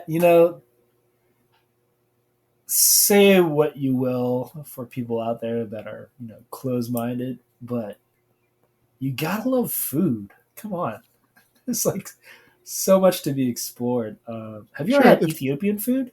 I've had Ethiopian food. Yeah, that's they do this like amazing fish. I don't even think it's fried. I think it's baked. It's like one of the best things I've ever had. And especially like rest in peace, Anthony Bourdain. Like Yeah. I was a huge fan of his show, and I think they're actually working on a documentary now. Oh, But cool. yeah, I mean, he's been traveling around the world for many years, and sort of showing what the world is through food. So I think with that in mind, I think a lot of people are definitely more open trying different cuisines now. Yeah, for sure. If you could teach a course, what would it be on? If I could teach a course, Yeah. I would love to teach a course on. Oh, yeah, I could teach a course on drawing on mobile drawing on a smartphone, because that's actually what I do and how I got started. Oh, interesting. So my blog, I got into blogging because I got a Samsung Galaxy Note 2, and I've had Galaxy Note series phones ever since then because they're Wakan digitized. So the sensitivity on them is incredible. And until Apple comes out with like an Apple Pencil phone, I don't think I would switch anytime soon. But yeah, I've done storyboarding and I start all my comics from my smartphone. Oh, that's interesting. You said that. I have a friend. Her name is Susie Botello. She's the founder of the International Mobile Film Festival, and I'm also one of the brand ambassadors. But Oh, cool. she's been spearheading the mobile filmmaking movement for many years now. Oh, wow. Well, let her know because Retro, the live action, was shot on iPhone. You said it was shot on a mobile phone. Yep. Yeah. So when that comes out, I don't know if we're going to announce it or if we can even show it when we do the comic book campaign, or I don't even know how the comics work because we might actually pitch the comic. Hmm. But when the live action comes out, that will be a selling point, is that it was shot completely on iPhone. Oh, cool. I will Yeah. definitely let her know. Yeah. We would appreciate that. Nice. In an alternate universe, what do you think your other version of yourself would be doing right now? In an alternate universe, I mean, in the alternate universe, I could have been a dentist, Right. or if I decided to stick with medicine, like I could have gone and become a doctor, or I could still also be working at the Rand Corporation. supervising research projects. Who knows? So yeah, any of those things, whatever it is that I would be doing in that alternate dimension or Earth, I would hope it would be doing somebody else some good. So that's what I would hope. Speaking of doing someone else some good, my last question, Nathan, around will sort of segue to superhero shoutouts. But why is it important to you to showcase other indie creators? We are part of a community. You know, when I got into comics, my first thought was like, oh, I want to be with Marvel or DC, right? Like, who doesn't want to be drawing the characters that they grew up with? But the more and more I look at it, if I could be doing that, and I've done it. Obviously, I've done sketch cards for Marvel with Marvel Anime and Upper Deck. That would be amazing. Like, I would relish that opportunity. But I also just love making my own comics, and I love seeing other people who are getting out there and just putting their heart and soul into this community, because ultimately comic books is a community. Most people are detached from it because they see the movies, and some people don't even know that they relate back to comic books, right? Um, and I feel like we need to foster the community and bring in kids and get them reinvigorated and interested again in comics. And there are so many incredible storytellers and so many incredible artists in the indie scene. And a lot of it is, the indie scene is the proving ground for comics. A lot of the creators that you see at big pubs were indie creators, at some point, and they've told some of the most amazing stories and gotten recruited that way. So shout out to all of those people.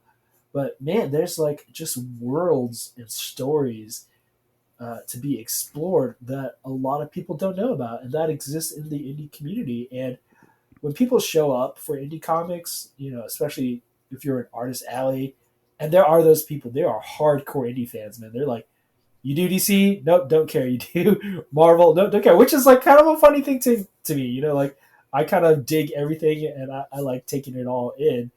So I don't like to exclude or preclude things necessarily. But there are those people, and I kind of respect that. They're here for the indie projects.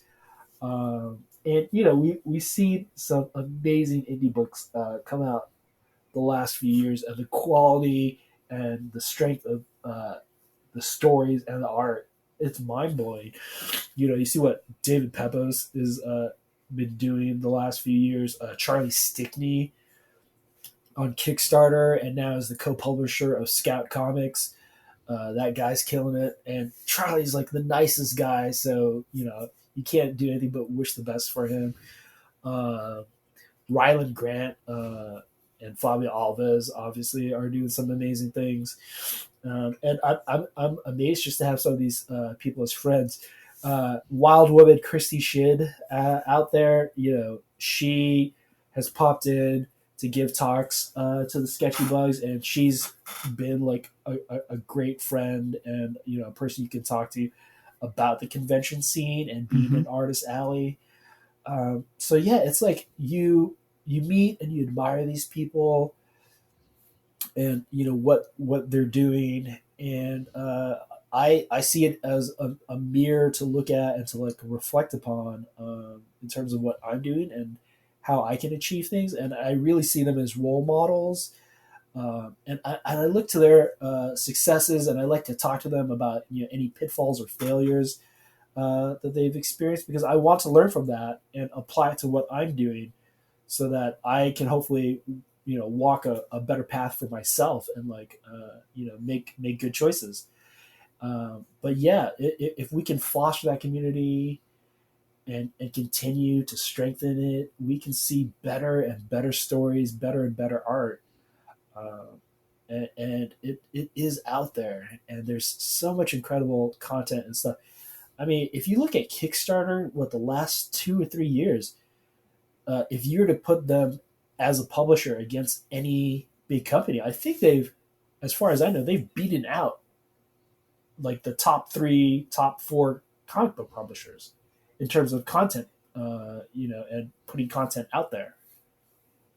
Yeah, it's funny you mentioned that because I think I saw David Avalone post something on Twitter. I think where he said that he sort of thinks as Kickstarter as a publisher because, well, he likes thinking of Kickstarter as a publisher because he can sort of get all these eclectic type of titles to read. Yeah. Um, it's funny because I talked to David Pepos when he did the OZ comic. And have you read the OZ yet? Yeah, I have. Can you believe that that was rejected by publishers? I mean, I can't believe it, but I'm sure it's possible. No, that's what happened. He shopped it around and it didn't get picked up, so he launched it as a campaign, and that was a monster campaign. What did he do? Like 50 grand on that or something? Something like that. And even when he just started the campaign and posted those pages up, I was blown away. I was like, wait, David, like someone passed on this, and he was like, yeah, man, I shopped around, and it got some interest, but like nobody went through with it. I was like, I can't believe this, and it shows. It shows that there is a market and an audience out there that appreciates it, and if you put it out there and it's of quality, they will support it. And he did that, and he showed like what a killer campaign is. So like mad respect to David Pepos for doing that. And obviously Charlie Stickney's had monster campaigns for White Ash, David Abalone with you know his project with Kevin Eastman. Was it Drawn Bloody? I want to say Drawing blood, I Drawn think. Blood. Drawing Blood. Yeah, that's also been a monster campaign, and you see love for like people that are also just starting out. This guy Don Borgmeyer recently did his book, and he didn't shop that around, but he showed it. He was kind of unsure of himself, and he's like, "I'm going to run a Kickstarter campaign," and he just finished. He doubled his campaign ask. So it's yeah, you got to love indie books. You mentioned Dustin Wynn earlier. Is there a person or group of people that has helped you along the way that you'd like to give thanks to? I'm sure your wife is high on that list. Yes, I'm very thankful for my wife. I talk about that a lot because without her, uh, this path would not have been possible. So you know, thanks to her, I was able to leave Rand and pursue this dream, pursue a career in comics, and it's still burgeoning as far as I'm concerned. I have only been in Artist Alley for a few years, minus our pandemic year, right? This would have been my third year.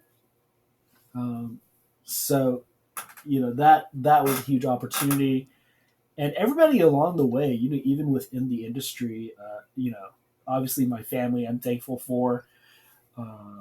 My wife, my aunts, uncles, cousins, like mom, everybody there. But within the industry itself, like everybody I've met has just been so gracious and kind. Like I said, Dustin has just been so encouraging in terms of putting work out. Brian Stelfreeze for giving me feedback. Ed McGinnis, Steve Epting were also those guys that were able to spend just a couple of minutes looking over my work. Barbara Randall Kiesel, who's an amazing writer and editor, has also given me feedback. And the list goes on and on. Like everybody meet members of the Sketchy Bugs, the stores that support me. Atomic Basement with Mike Wellman, Gene Goku with the Comic Bug, shops that carry Pablo. Shout out to Jen King, Commander King out there from Space Cadets Collectibles out in Texas. Um, Peter Molini. I don't know if you know Peter. Does nostalgia comics out in San Gabriel Valley. Yeah, the list just goes on and on. I've thanked some of those people in Pablo that I can remember, and that list continues to grow.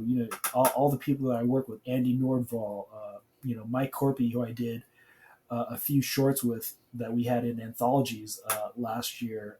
And I think they're incredible stories. So I hope everybody's on the lookout for that. We were part of Nightmare Theater that successfully finished. So hopefully I'll have some of those books ready for the conventions. We did a story for Danger Arcade for the Sketchy Bugs book. We have a story in Russell Nolte's Cthulhu is hard to spell. The Terrible Twos. That was another one. I'm currently working with John Crowther and Travis Gibb and Jerome Gagnon. We just did Cthulhu Invades Oz, and then we're working on a new project together. Like those guys are great. Yeah, man, it's like I said, indie comics. It's community, and I love being a part of it and meeting new people. And I hope that continues to be the case. And more and more people reach out, and we do some great things together. You mentioned David Pepos, Charlie Stickney, Alan Grant, and Fabio Alves earlier. Are there any other artists, writers, or other creatives that you'd like our audience to check out? Oh, yeah. If you're out there, also shout out to Carla Nappy, who does Duplicate Comics. It's currently being carried by Second Sight Publishing.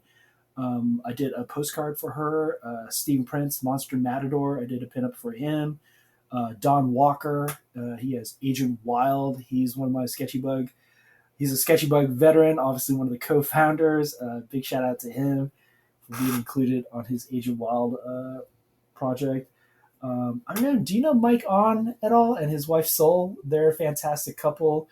They do this amazing comic called Out of Order, which is sort of a fictionalized telling of their life story.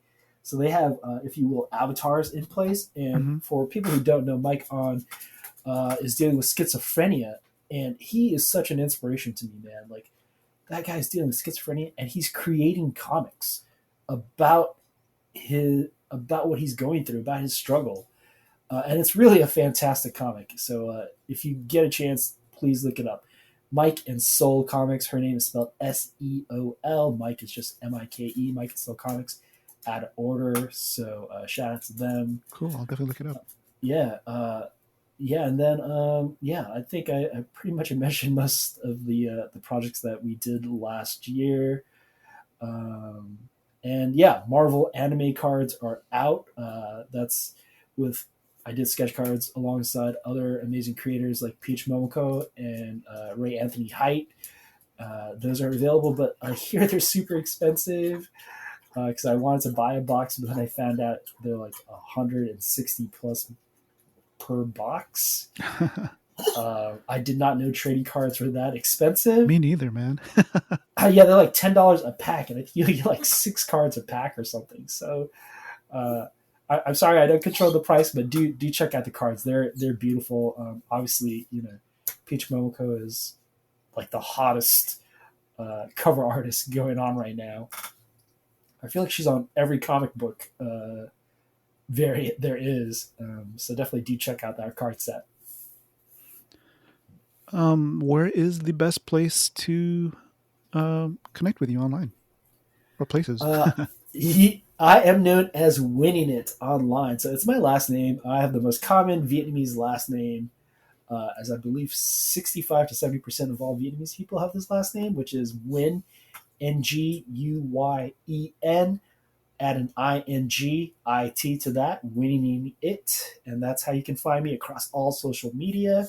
You can pick up Pablo the Gorilla at, like I said before, The Comic Bug, Atomic Basement Comics, or Space Cadets Collectible. I hope I'm saying the store correct. I know one of the words is doubled up. Or at my shop, which I have an Etsy shop. It's I think it's just etsy.com/winning it. Or you can find me at any of the conventions I mentioned before. The end of this year, live in person, hopefully, will be Rose City Comic Con, Fan X Salt Lake City, Baltimore Comic Con. And then next year, it'll be those 3 cons again at the end of the year, but we'll also add to that WonderCon, San Diego Comic Con in July, and Heroes Con, which I believe is in June in North Carolina. So be on the lookout. And then, there may be some other random appearances and stuff. And when all the other comics hit, I will probably be doing signings for those as well. So please be on the lookout for Battle Grapple Rebel with Michael Tanner, who does Junior Braves of the Apocalypse with Oni Press. Check out Retro when that comes out. I'm posting Instagram work in progress images for that right now with Aaron Lindenthaler and also with actor Reno Wilson doing the live action part of that. And Reno will the art looks awesome, man. Good job. Thank you very much. Appreciate that. Yeah, we just want to make an awesome book. I think it's a fantastic story with mystery and intrigue to it. It's a little noirish, and the live action stuff. I've seen the footage and the first rough cut with effects. It looks incredible. It's one of those things where you do storyboards for something, and then the storyboards get put into shots, and they match up to the shots, and it blows your mind, even though you're the guy who did the storyboards for them. I don't know how to explain. I don't know if a lot of storyboard artists feel the same way as I do, but I feel like a kid. Going, oh, I helped make that. But Reno, you might know him from Good Girls and from Mike and Molly. So shout out to Reno for being part of the project as well. And yeah, we have a surprise person on that project. Hopefully, we can mention that person soon. So keep an eye out for that. And then obviously working on Pablo the Gorilla, and I concentrate on that, and then maybe come back to help my buddy Mike Corpy work on some more short stories, and then maybe revisit something with my friend Andy Nordval as well. So a lot of things working on. Oh, also working on another project with John Crowther and Travis Gibb. John Crowther does a lot of wrestling comics with some amazing properties. You might know from that. And Travis does Broke Down in Four Dead Bodies. So yeah, hopefully see some awesome stuff coming out soon. Looking forward to it, man. Before I let you go, what's one piece of advice you can give to somebody who's thinking about starting a career in indie comics? Put yourself out there. I mean, that's really it. Like I meet people, and like I said, that dividing line of being in it, it's always like, are you a fan or are you a creator, right? And it's not until you put something out there. So you really have to put yourself out there. And that doesn't necessarily mean that you have to create a comic book right away, because I didn't create a comic book right away, but show people your work and get feedback on it. And hopefully they can give you some tips and tricks, because that's what's made my work better, man. It's just going out there and meeting people and showing them my stuff, and then hearing opinions and incorporating what I think are really good ideas that people give me and tell me, and try to make my work better. I guess it's probably important to point out, especially when you're asking for advice from other people. I mean, the type of other people that you ask advice from is important, right? Yes, I like to say that there are a lot of opinions out there, and not everybody's opinion matters. Because it's true, man. There's a lot of noise, and you have to cut through the noise, right? And the best way to cut through the noise is to curate the noise, if you will, to curate the criticism. So if you're going to look for feedback from people that you respect. Um, Obviously San Diego Comic Con and a lot of conventions have that mechanism in place because they do portfolio reviews. So start doing portfolio reviews, man.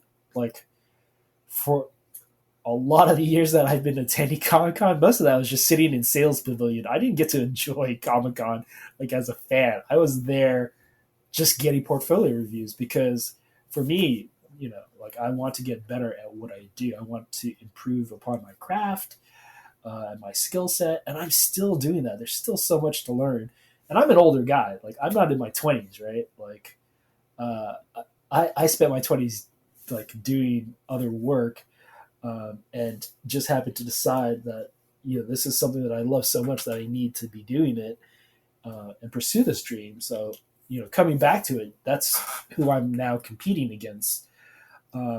And it's tough, but also I enjoy it so much that it's so much fun to see people coming up and to see new ideas. Like it's so inspirational to me. And the thing people are going to tell you sometimes you hear is don't show your work to other people. You're afraid that your work is going to get stolen. Invest in copywriting your work if you're afraid of that. But more importantly, you have to show your work to people because that's what our industry is about, right? Like if you're not showing your work to people, who's ever going to see your work? Definitely. Those are awesome pieces of advice. Thank you for sharing, and thank you for coming on the show. It's been a fun chat. Oh, well, thank you so much for having me here, and I appreciate your time and all that you do for indie comics. So, shout out to you, man. Every time I share something, I see Hall H giving love. That means so much. And, you're such a huge promoter and proponent of the community, and to come across supporters and advocates like you, it's not like a dime a dozen thing, man. It's, to me, a rarity that people are invested, and to fans out there, to all the podcasters out there, to everybody that is vlogging or hosting a show, like, keep doing what you guys are doing. You're helping to lend a voice to creators that aren't necessarily seen by even a lot of, not only the world, but in the nation, within a state, and to have any avenue, I think, is such a privilege, and to meet people like you, Aaron, and to encounter what you do and what you advocate for, is it's really incredible. My pleasure. I mean, it's the least that we can do, you know. There's so much awesome talent out there that I think people, don't see the light of day. I mean, they're not aware of. Yeah, it's crazy, and you see it all the time. I'm sure. How long have you been going to Comic Con and, like, been doing this? Well, I've been going to Comic Con off and on since '96, I guess. Okay, And but we started the Hall H blog back in I want to say 2014, okay, and then the podcast came about in 2016. wow. So you've been at this long enough where you've seen people come and go. Oh, for sure. Yeah, and talented people, and I like to tell people that I don't know what the next day holds for me. The best you can do, I think, in this industry is just hope that another project comes along and that people like what you're doing, and that adds to your longevity in this field, because there are no guarantees in life. There are no promises that you are going to be at the top of your game all day long, every day, for the next 30, 40 years, or whatever it may be. We're not all like Jim Lee or a Joe Quesada or Todd McFarlane, right? So just do the best you can. Yeah, I mean, I'm not saying that I'm a high level designer, but I'm a graphic designer by trade. But Yeah. now that I've been freelancing since last year after being laid off, it's like Hmm. I feel that pressure to to find the next thing. Yeah, it's it is a constant, steady grind, and I feel like you as a designer, this, as an artist, we are a vulnerable population, right? Like, as creatives, even if you're a writer, and I see it so often. We're probably a part of a lot of the same Facebook groups, where you see people that want to connect, and it's such a hard line to walk, because on the one hand, especially if you're an indie creator, and this is just, I don't know, I'm taking up too much time here to talk about the creation of an indie comic. There are people that obviously write, there are people that draw or make art, and there are people that can do both. So if you can do both, good on you. But for a person to partner up with another person, and to think about the finances that are involved for both of those parties, it's really tough. You want to make a page rate, and I'll talk about my page rate. My page rate, right off the bat, when I quote somebody just for pencils, it's $160. And the reason it's $160 per page on pencils only is because when I worked at Rand, I was making like $28 an hour, let's say, if you like figured it out. And then I left that, and while I was doing comics, I was helping a buddy out, and I worked for UCLA. I was a gallerist with UCLA's art department, and I was doing about $25 an hour there. And so the question is, what does it take for you to step away from your job, to do what you really want to do? And the number that I settled on is, if I'm doing an 8 hour a day job, which I'm not, I'm putting in like 12 to 14 hours a day making art, right? I would want at least $20 an hour for that. And then, when you say that to somebody, that's scary. That's not an easy number to digest, especially in the indie comics community. A lot of people are hoping to get art for like $50, $70 a page. And as a creator, as an artist, I would not take those projects now. But in a way, you also have to look at that and understand that writers aren't necessarily chock full of money either, right?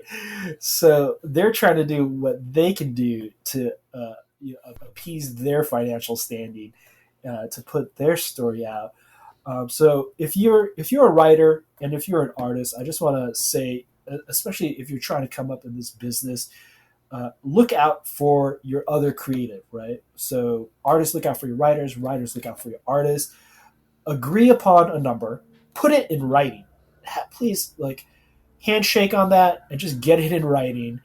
And then the best thing you can do is think about, like, if this becomes something down the line, how can I help the other person benefit from this? So come to an agreement, in terms of percentages, IP ownership, because I was going to work with a person who had an amazing idea. I'm not going to name them or out them, but they knew what my page rate was, and they tried to undercut me with that, give me a back end deal or part of the IP, and that's just disrespectful, because again, we're in the trenches together as creatives. So that's my other tip out there is, if you're looking for that partnership and you can't offer that much financially, come to some sort of an agreement if the project does go somewhere. In writing. In writing, especially, yes. But what I'm saying is basically just afford each other the respect that you want as a creator. You know what I mean? So, golden rule, people. Treat others as you would want to be treated. And I think that would make for a great friendship and a great partnership in the long run. And you really will love these people. Like, I got started with Andy Norval. We weren't in it to, looking to make money. I don't think we're almost black on our book, but it's one of those things where we still look to include each other on things that we see. If I see a writing thing come up, I'm like, hey, Andy, I think you'd be perfect for this. And then we still have some ideas that we're kicking about, from when we met at the Comic Creator Connection panel. And that's the other thing is, if you're looking for a creative team, if you happen to be at WonderCon or San Diego Comic-Con, please go check out Corey Rothmel and Doug run Toucan Learning's Comic Creator Connection panel. It is a fantastic resource for meeting other creatives who want to make comics. That's awesome, man. That's a great spot to end this conversation. Once again, I want to thank you for coming on the show. It meant a lot for you to come on the show because I think, I don't know you too well, but from the time that I met you in our interactions online, you seem like a really awesome person. Oh, I appreciate that, man. Thank you so much. I feel like as people, good people do bad things. Bad people sometimes do good things. I'm trying not to judge people necessarily, but I hope people just treat each other with respect and do the best they can. And that's what I'm trying to do. And I hope that shows through. Cool. I look forward to maybe a time in the near future where we can meet up for some sausage pizza. Yeah. Oh, that would be so fantastic. And hey, worst comes to worst, when we get Comic-Con next year, we can go to Berkeley Pizza, grab a pie together. Oh, nice. You like Berkeley, huh? I do. I went there once, and I don't know why it made such an impression on me. I was like, I need to come to this place again. It was, however, very hot in there because I don't think they have AC. Oh, yeah, probably not. I guess we'll close out the show. Thank you for listening to the Holiday Show podcast, and thank you to our guest, Don Nguyen. Please give him a follow and check out his comic book, Pablo the Gorilla, his other projects, and consider supporting his burgeoning comics career. We love putting the spotlight on independent pop culture creatives. If you have a suggestion for a potential guest, please let us know. You can find this podcast on Apple Podcasts, Google Podcasts, Stitcher, iHeartRadio, TuneIn, YouTube, Amazon Music, Spotify, and our website, hallh.com. If you believe in our mission to be the voice of independent creators, We would appreciate a rating, hopefully 5 stars, and a comment on Apple Podcasts. Please spread the word on social media using the hashtag HallHShow. Peace, cheers, and stay safe out there.